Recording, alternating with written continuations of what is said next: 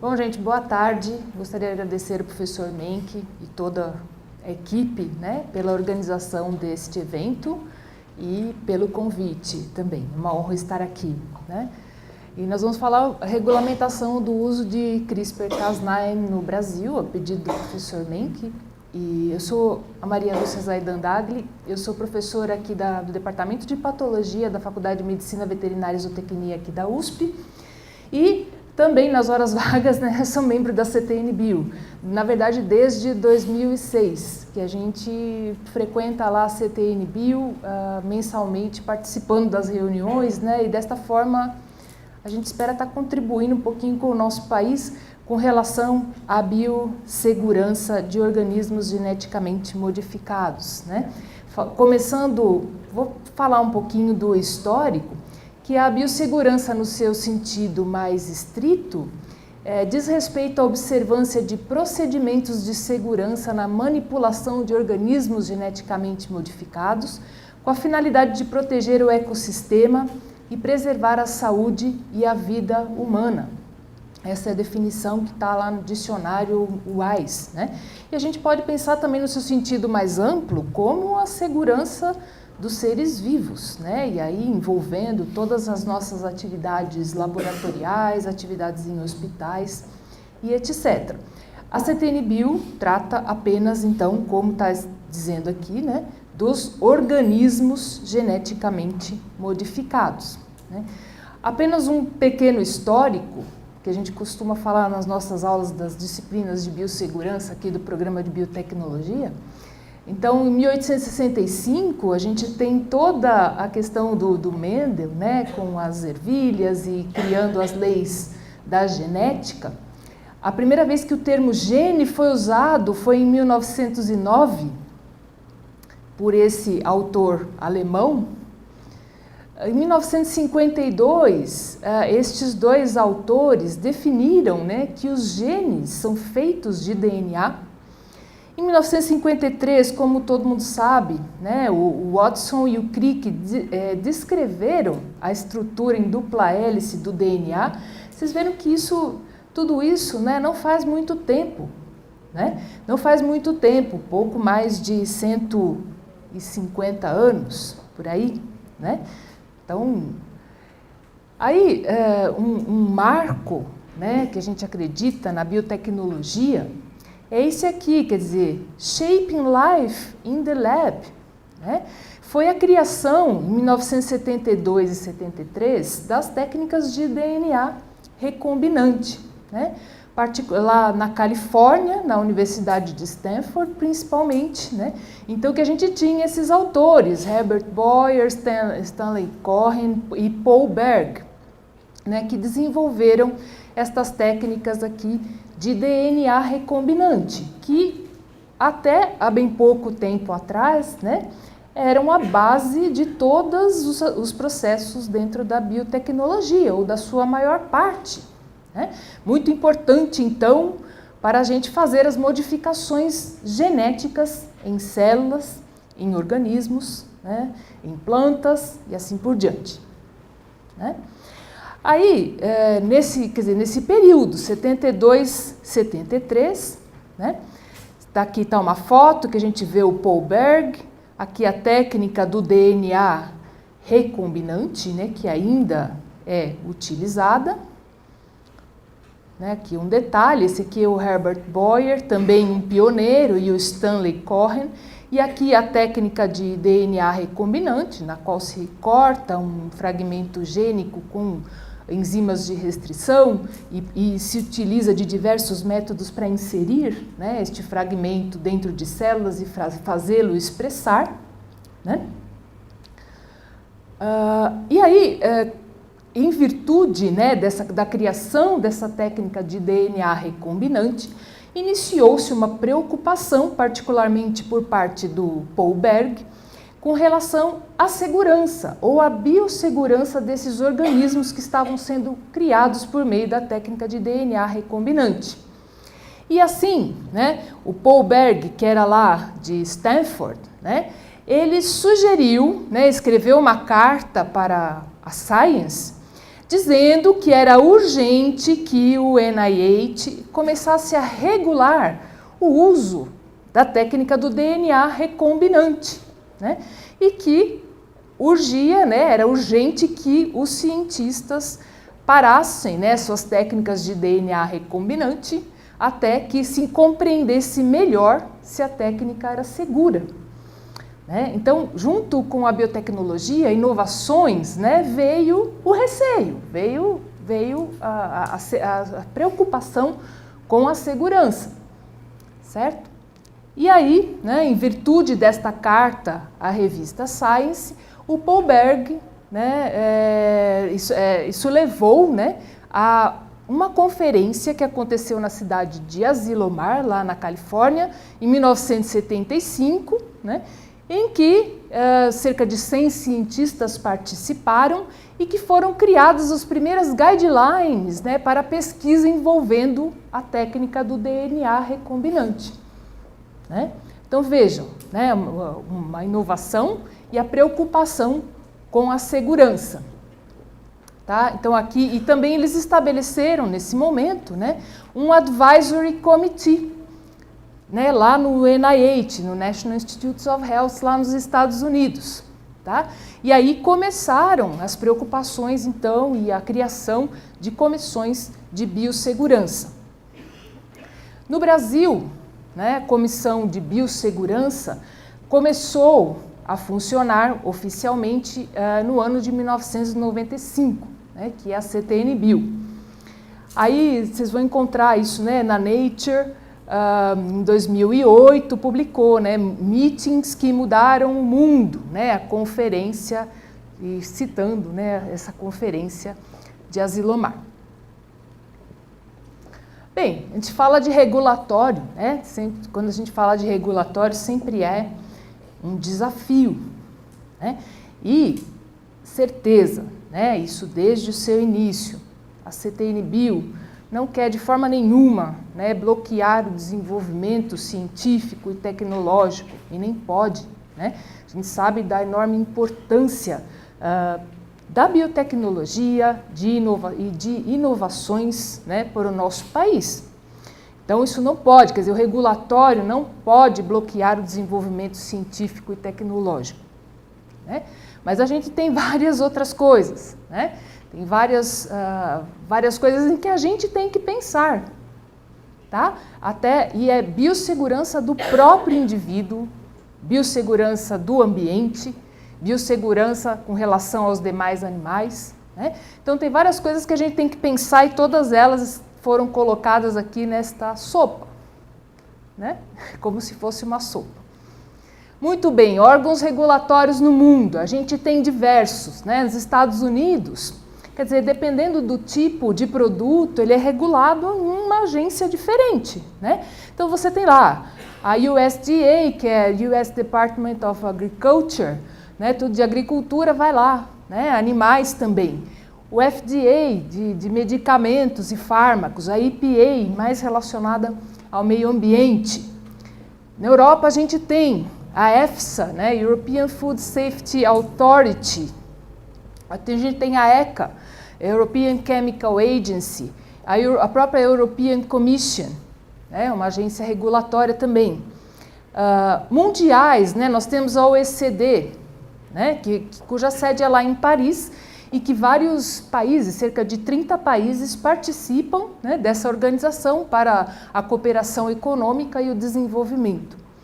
Temos da Organização Mundial da Saúde também vários órgãos, né, vários comitês relacionados que têm também atividade regulatória. Então vocês veem que são coisas separadas. E no Brasil, né, a autoridade, vamos dizer, que é técnica, na verdade, e que vai analisar todos os produtos e todos os processos referentes a organismos geneticamente modificados, é a CTN-Bio. Né? Essa aqui é a página da CTN-Bio, uma comissão ligada lá ao Ministério da Ciência, Tecnologia inovação e comunicações, atualmente, né? E aqui está a página da CTN-Bio. Vocês podem encontrar na página da CTN-Bio todas, né, as informações que necessitarem, principalmente referente às últimas reuniões, às pautas, às atas, quer dizer, ela é uma comissão totalmente transparente, né? Ela é transparente, tudo que ela faz, ela imediatamente divulga, né, na sua página. E a CTN-Bio, então, é uma instância, é uma comissão técnica, né? Ela responde ao CNBS, que é um Conselho de Ministros, e a CTN-Bio, ela trabalha, né, por meio, concedendo o CQB, que é o Certificado de Qualidade de Biossegurança, que são extensões, né, da CTN-Bio, nas instituições que querem trabalhar com organismos geneticamente modificados. Ela confere esse certificado, que é o CQB, e também tem a CIBio, que é uma comissão local que vai, né, acompanhar os trabalhos que estão sendo conduzidos com organismos geneticamente modificados. E tem os órgãos regulatórios propriamente ditos, né? Porque ela dá um parecer referente à biossegurança, mas quem vai fazer a parte regulatória é a CTN-Bio. São os órgãos regulatórios, desculpe, que nós temos o MAPA, Ministério da Agricultura e Pecuária, a Anvisa, o IBAMA e o Ministério da Pesca e Aquicultura, que aqui não existe mais. Agora foi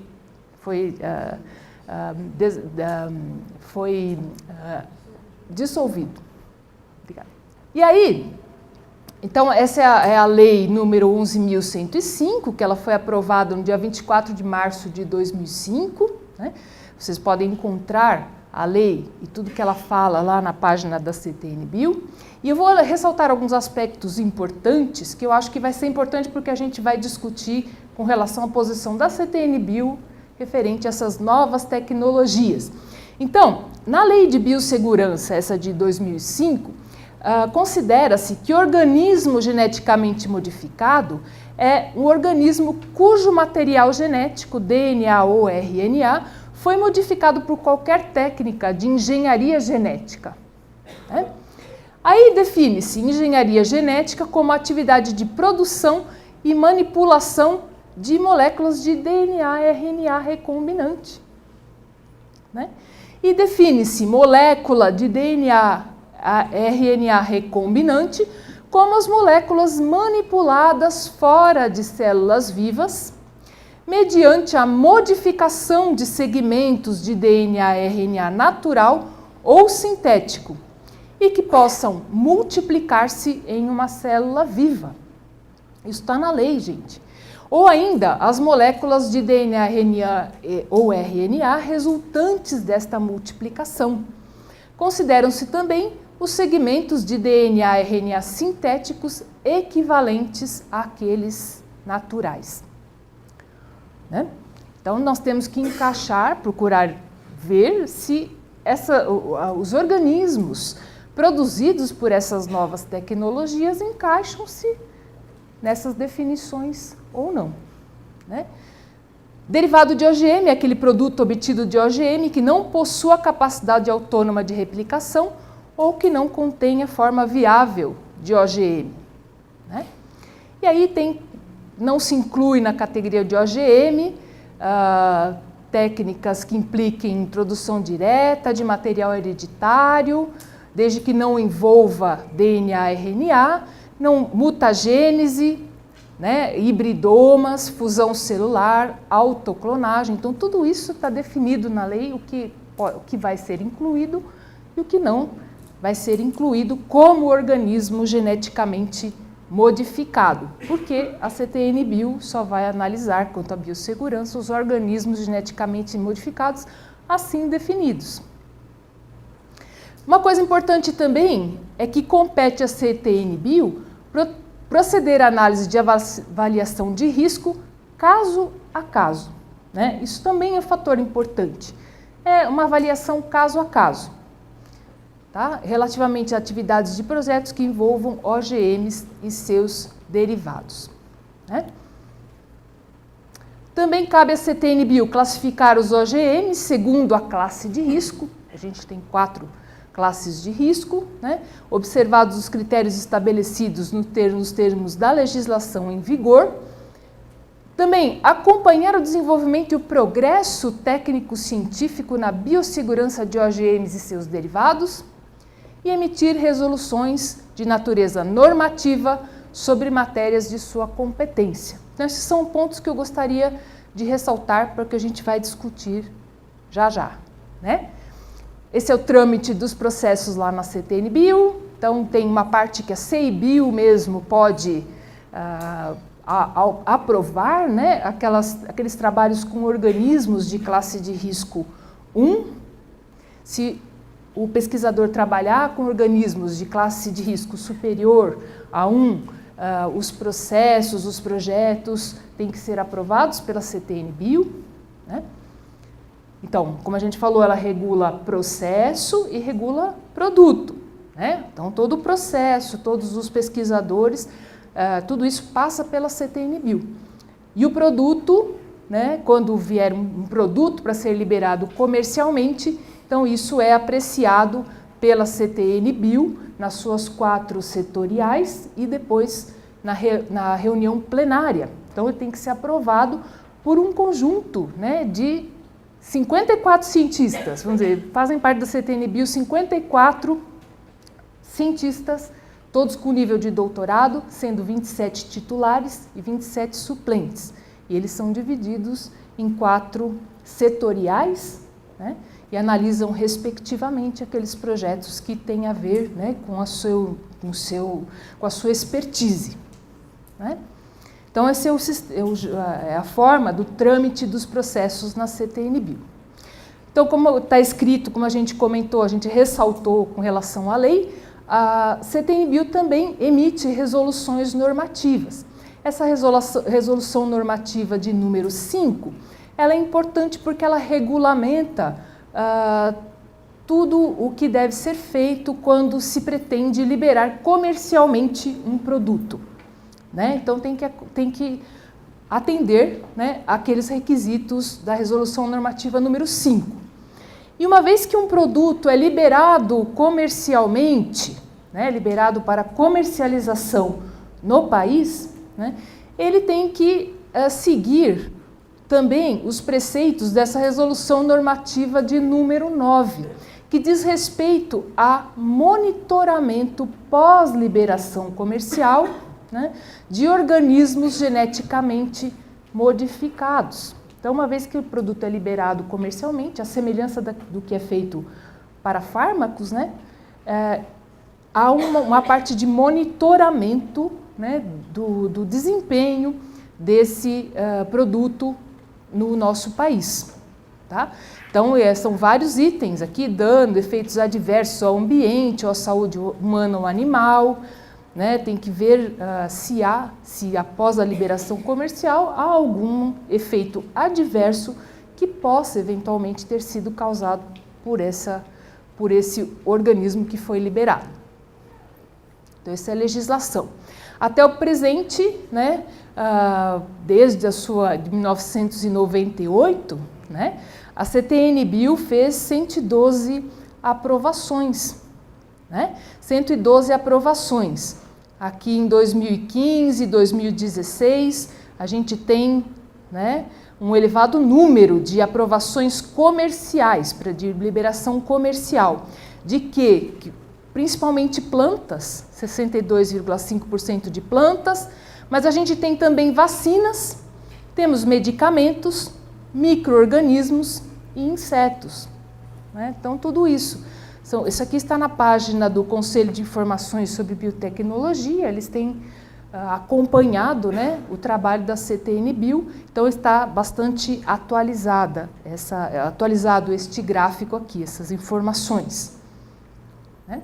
O Brasil é o segundo país em área, né, área plantada com organismos geneticamente modificados no mundo, né, sendo soja, milho e algodão os principais, né, seguindo os Estados Unidos, e em terceiro lugar está a Argentina, né? Então, aqui 49 milhões de hectares no Brasil, é a área plantada com transgênicos no nosso país. E na Argentina, 23,8 milhões de hectares.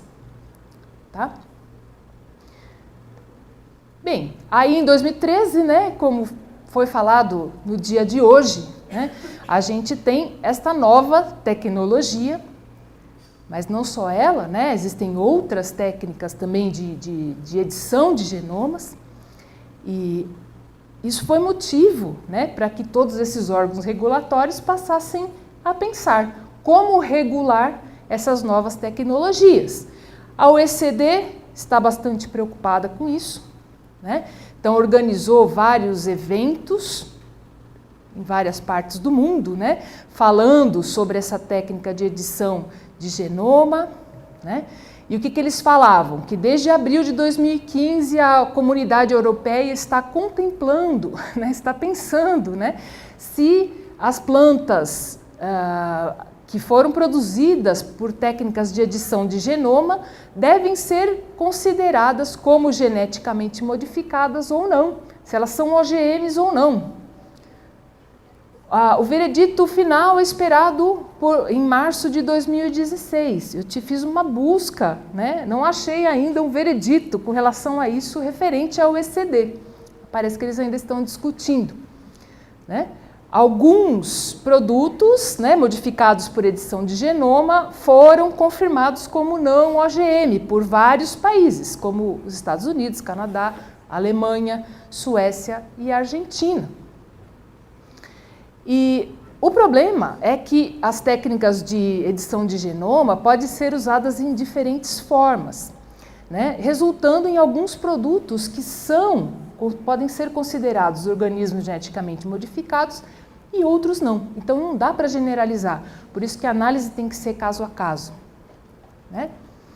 E aqui a EFSA, né, aquela autoridade Food and Safety Authority lá da Europa, notou que todas as plantas não naturais deveriam ser classificadas como geneticamente modificadas. Porém, né, eles acham que a planta modificada por edição de genoma é muito mais próxima da planta natural do que aquela transgênica, né, que contém o transgênio, né? É próxima da old-fashioning breeding techniques. Então, a discussão se segue, a USDA também está discutindo, né? Isso aqui é a aprovação, né, de uma variedade de cogumelos pela USDA, sem, né, escapando à regulação, então não consideraram não OGM, né, ele foi modificado por CRISPR. E a CTN-Bio, claro, né, em 2015 também estava preocupada, né, desde então está preocupada com isso. Em 2015 criou grupo de trabalho para estudar essas novas tecnologias, fez grupos de trabalho referentes à saúde humana e animal e à saúde e à área vegetal e ambiental. Aqui estão os membros. Esse grupo, a aprovação, né, a possibilidade de criar grupos de trabalho também foi difícil na CTN-Bio, teve que ter uma aprovação da consultoria jurídica, então, enfim, conseguimos, né, fazer esses grupos de trabalho. O presidente, o professor Velini, conseguiu criar esses grupos de trabalhos com 5 indivíduos, tem normativa para isso também, né? E esse grupo de trabalho trabalhou por cerca de 1 ano ou 1 ano e meio e gerou uma nota técnica e uma proposta de resolução normativa para a CTN-Bio. O que é essa proposta de resolução normativa? Essa resolução normativa fala, então, das novas tecnologias, né, e fala, né, que produtos com ausência comprovada de DNA ou RNA recombinante obtido por técnica que emprega OGM como parental, né, e põe algumas outras características que esses produtos não seriam considerados OGM. Entretanto, né, como é que a gente vai saber? Como é que quem produziu algum organismo novo por essas técnicas, como é que vai saber? Ele tem que mandar uma consulta, tá? Então aqui tem os exemplos de novas tecnologias, tá? Que podem ser usadas tanto para plantas, mas também para micro-organismos, também para outros organismos, né? Tem todas elas aqui descritas. E aqui a carta consulta que deve ser encaminhada pela empresa para a CTN-Bio para verificar se esse organismo será considerado ou não um OGM. Como a gente viu, existem várias formas de se trabalhar com essas novas tecnologias. Não dá para a gente generalizar.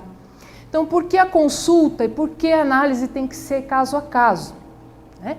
Há diversas formas de se inserir o CRISPR-Cas9 nas células. Nós vimos hoje, né? Então, você tem formas em que você realmente insere, né, uma construção no genoma e que ela passa a expressar o RNA guia e o Cas9 e a Cas9, né? Existe o uso de lentivírus também, pode ser, né? A CRISPR e Cas9 podem ser inseridas por meio de lentivírus. Nesses casos, a gente não tem dúvida de que seriam OGMs, né? Porque eles têm sequências integradas no seu genoma, tá certo? Mas a técnica que é transiente, né, em que você insere todos aqueles produtos, o RNA guia e a Cas9, né, elas fazem a sua função de modificar o genoma e depois esses elementos são eliminados da célula, isso pode não ser considerado OGM, mas tem que passar pela análise da CTN-Bio, isso fica registrado, né? Então a gente tem, aqui está a técnica, não vou falar mais sobre ela, a eficiência dela é bastante alta, né? Tanto que não é de se esperar que tenhamos, né, altos índices de mutações off-target, então não são esperadas, porque ela é altamente específica, né? Tá? Mas tem também o gene drive e a mutagenic chain reaction, que são, né, eventos, são técnicas que a gente tem que tomar mais cuidado. Então tudo isso tem que seria melhor ser analisado e acompanhado pela CTN-Bio, tá? Então a professora Margarete falou aí dos mosquitos, né? E podem existir outros, né, outros eventos que poderão ser utilizados aqui. Pode ser utilizados para outras coisas, mosquitos e insetos vetores e também aplicações em plantas invasoras, né? Então a gente tem que, seria bom acompanhar, né, esses produtos, principalmente com relação à sua biossegurança, né? E aí, aqui apenas para mostrar que a Argentina se manifestou há bastante tempo já, né, manifestou sua posição há bastante tempo com relação a organismos criados pelas novas biotecnologias. Publicaram esse trabalho aqui em 2015, né, e eles estão assumindo esse esquema aqui, quer dizer, será que o produto, né, usa um transgene temporariamente, né? Se ele não usar, ele não é OGM. Se ele usar, né, aí faz uma outra pergunta. O produto final é livre de transgenes? Se ele não for livre de OGM, de transgenes, ele é um organismo geneticamente modificado. Mas se ele for livre de transgenes, ele não é um organismo geneticamente modificado, né? Está fora da legislação, né? Aí, essa resolução normativa, ela está sendo analisada pela consultoria jurídica lá do Ministério, né? E as conclusões que a gente tem aqui, quer dizer, a gente, tudo ainda, né, enquanto a gente não lançar a resolução normativa, ela não for aprovada pela consultoria jurídica, a intenção é que haja carta consulta, né, que os pesquisadores perguntem à CTN-Bio se é um OGM ou não.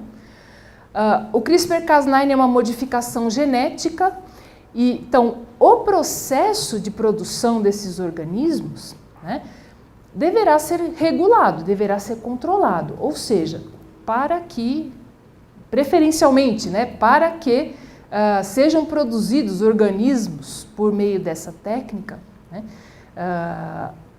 o laboratório tem que ter um CQB, a instituição tem que ter um CQB. Né?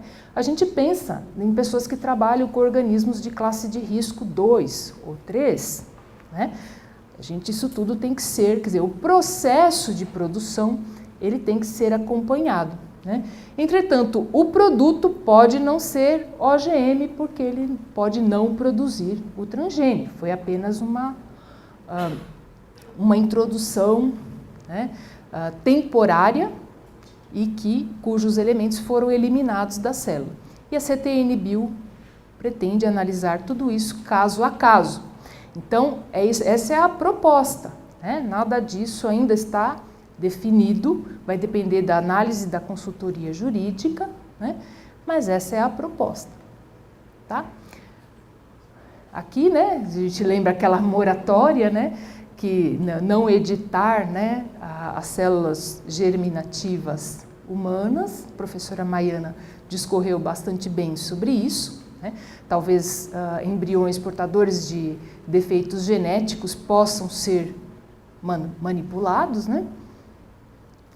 E é isso, gente. Estou à disposição se alguém tiver alguma pergunta. Muito obrigada.